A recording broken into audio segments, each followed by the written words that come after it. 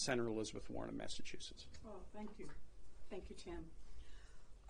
I want to start by thanking my colleague, Senator Chris Van Hollen, for organizing us here today and for being a tireless leader in the fight to ensure that the United States upholds our values when we give aid to foreign nations.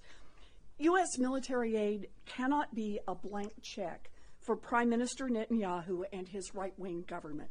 It cannot be a blank check to kill tens of thousands of Palestinians. It cannot be a blank check to deny access to humanitarian aid. President Biden's action is a powerfully important step that conditions U.S. military aid to all countries, including Israel. It is about basic transparency, accountability, and our values.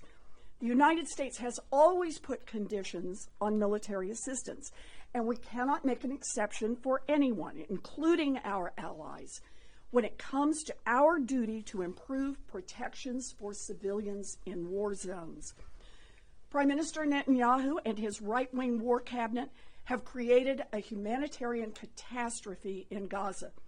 Nearly 30,000 Palestinians have been killed, and tens of thousands more are on the brink of starvation.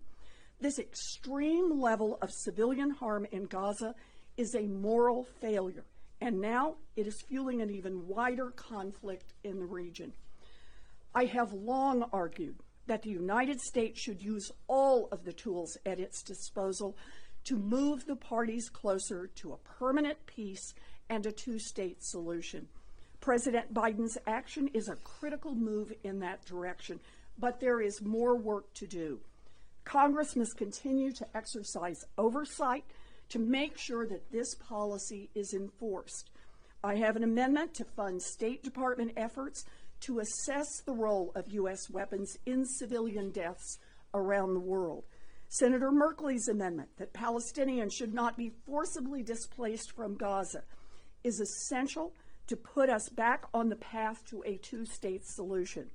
And Senator Schatz's resolution would remind everyone that it remains the official position of the United States to support a two-state solution in the Middle East. We need to bring the hostages home, resume the ceasefire, and begin the hard work of building two nations for two people. That is how we achieve the ultimate goal of long-term peace. And with that, I'd like to introduce my colleague who has done much work in this area, and that is Senator Merkley.